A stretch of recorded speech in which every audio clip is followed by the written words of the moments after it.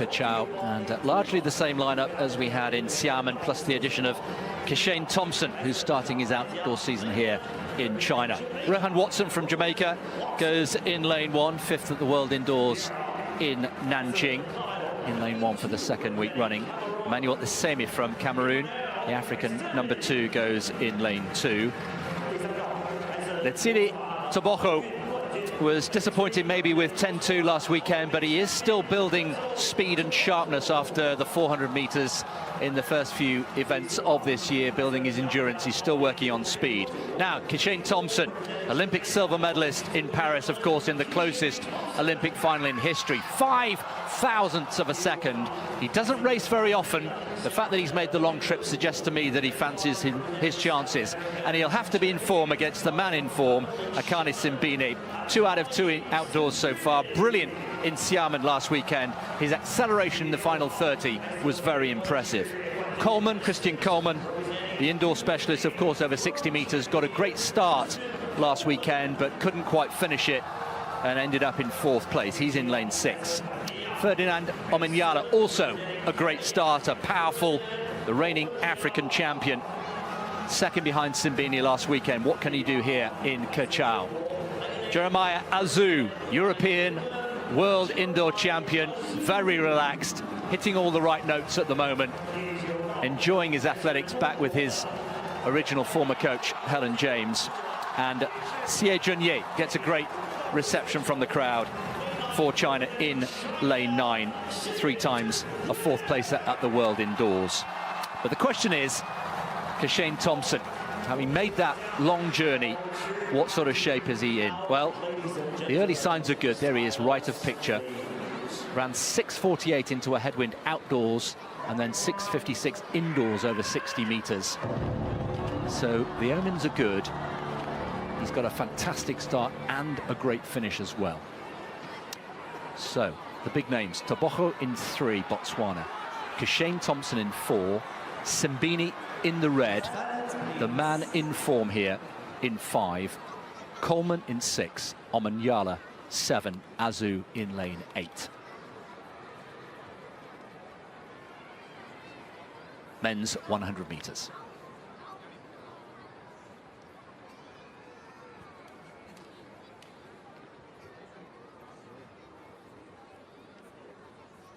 Oh, I think it's Simbine on the line, on the dip. The two share a moment. They both full clear. Thompson was ahead with, what, 5-10 meters to go, just. But did Simbine come back to just get him on the line? Yes, he did. 9:98. It's 3 from 3 outdoors for Simbine. And surely now we have to say he is the man to beat in 2025 so far. He's put together a brilliant sequence. Thompson, in his first race, stole a march, but was pipped on the line. And Toboko, with an improved performance from last week. We talked about his sharpness and speed getting better and better. There's the top 3, Simbine, Thompson and Toboko. Great start from all 3 of those men that ended up in the eventual 3. Toboko, that was much, much better than we saw in Xiamen last week. Now, at this point, Thompson, he just tightened up for me. He just forced it ever so slightly. And Simbine just stayed relaxed. Look at the South African here. He is straining. He's working hard. But he's... See, look at this front on picture here. Thompson just rocking and rolling side to side. Simbine almost focusing all that desire straight forward, and he just gets there ahead of Thompson. And Toboko, for me, it was a bit of a wry smile at some point over that finish line we saw in one of the shots, and just saying, all right, that's more like it. That felt good. So great to see Toboko so close to 10 seconds. Yeah, 10:2 becomes 10:03. That is improvement. There was no sense of panic from Toboko in the press conference yesterday. Long season ahead. You'll hear us and the athletes say that time and time again. Let's look at it again, though. This is a high-quality field, no doubt about it. We've got Azu there, second left from picture, who faded a little bit. But Thompson, an absolute class act at this stage. He thinks he's got it, but you're right. He starts to tighten up, and look at how relaxed, relatively. 100th of a second. That is all that separated first from second in the men's 100 meters at the Diamond League meeting in Kachao, China. 100th, the length of a blink. And the reason it went the way it did has nothing to do with who was faster. It has everything to do with what happened in the final 8 meters. Akani Simbine arrived in China as the form sprinter of 2025. 2 wins from 2 outdoor starts, including a 9.90 in Suzhou the previous weekend. Kishane Thompson, Olympic silver medalist in Paris, was making his outdoor season debut. His indoor preparation had been strong, a hand-timed 6.48 over 60 meters into a headwind outdoors, and 6.56 electronically indoors. Those numbers project to 100-meter readiness in the low 9.9 seconds. The question was never whether Thompson could win on talent. The question was whether his race execution in a first outdoor outing would hold under pressure. Christian Coleman lined up in lane 6. Coleman is one of the finest starters in the history of the event. His sub-0.130 reaction times are consistently elite. Ferdinand Omanyala, the reigning African champion, was in form. Jeremiah Azu, European indoor world champion, relaxed and sharp. This was not a soft field. This was a proper Diamond League lineup. And Simbine, in lane 5, was the man they all had to beat. The start was clean across the board. Coleman, as expected, produced the fastest reaction, likely around 0.128 seconds, consistent with his block clearance pattern. He was out sharply. Simbine was fractionally behind, but drove hard through the first 30 meters, generating roughly 0.85 meters per second of acceleration across each of the first 3 drive phase strides. By the 30-meter mark, he was running at close to 11.1 meters per second. Elite, but not yet race speed. Thompson, starting from lane 4, also cleared the blocks cleanly. His acceleration phase is notably smooth. He tends to reach top speed slightly later than Simbine, peaking around the 55 to 60-meter mark rather than 50. That staggered velocity curve is not a weakness. It means his top speed stays with him longer. In Kachau, he appeared to peak at roughly 11.8 meters per second, holding that window through to around 80 meters. That is elite, top-end speed. The surprising thing about this race is not who led at 90 meters. Thompson was in front. He had executed his race plan. His stride pattern was long, roughly 2.4 meters per stride at top speed, and his cadence was controlled. By every measure visible on the broadcast, he should have won. Here is where the race becomes a biomechanics lesson. Between 88 and 95 meters, Thompson's form shifted. His trunk began rotating laterally, a slight but measurable side-to-side oscillation of the upper body. In sprint biomechanics, this is called lateral sway. It typically occurs when an athlete begins to tire or, more commonly at this level, when they press consciously. When the brain signals urgency, hold this lead. The body often responds by recruiting excess tension in the shoulders and arms.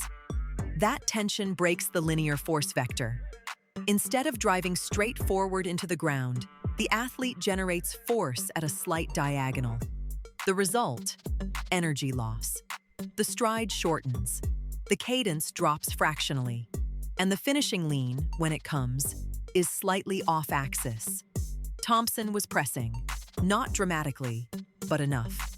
Simbine, running alongside him and slightly behind, did the opposite. His trunk stayed tall. His arm drive stayed compact and directed forward. At 92 meters, he was still producing ground contact times consistent with maintained velocity, roughly 0.085 seconds per contact, near the ceiling of what elite sprinters can sustain in the final third of a race. His finishing dip was textbook. Chest forward, chin tucked, shoulders square. The body drove through the line, not into it. Put yourself in Simbine's position for a moment, trailing with 10 meters left, your rival half a stride ahead, the crowd noise rising. That is the moment most athletes tighten. Simbine did not. The result was 9.98 seconds for Simbine. Thompson finished in 9.99, 100th of a second, the exact margin we opened with. Leslie Togo of Botswana, who had been quietly building sharpness through his early season, finished third in 10.03, a clear improvement on his previous week. Coleman, despite that excellent start, faded to fifth in 10.13, a familiar pattern over 100 meters, where his sub-60-meter dominance does not always convert at the longer distance. Here is the deciding factor, as precisely as it can be stated. Thompson had the superior top speed in this race. Simbine won it with superior deceleration management. Between 80 and 100 meters, Simbine lost roughly 0.7 meters per second of velocity. Thompson, despite his lateral sway, lost a similar or slightly greater amount. The difference was not in the deceleration itself. Both men were slowing. The difference was in how efficiently each athlete transferred remaining force into forward motion. Simbine's clean mechanics meant every joule in those final strides went forward. Thompson's sway redirected a small percentage sideways, small enough to measure only in the result. What this tells us about 100-meter racing: top speed is not the only variable. The athlete who peaks fastest is not guaranteed to win. The athlete who decelerates most efficiently, whose mechanics hold cleanest under the specific pressure of a close finish, often decides the race in its last 10 meters. Watching any sprint from this point forward, track the upper body after 80 meters. Is the trunk rotating? Are the arms crossing the center line? Those are the signals that a sprinter is pressing. And pressing, at this level, costs hundredths. That was the Kachchow 100 meters. Simbine 3 from 3 outdoors in 2025, executing with a maturity that makes him the clear benchmark of this season. Thompson, in his first outdoor race, showed top-end speed that will concern every sprinter on the circuit once he finds full race rhythm. If you want more race breakdowns at this level of detail, subscribe. Every week this channel goes into the mechanics that broadcast cameras cannot show. Like this video if the analysis added something. And tell us in the comments, do you think Thompson's top-end speed makes him the favorite for the major championships this year?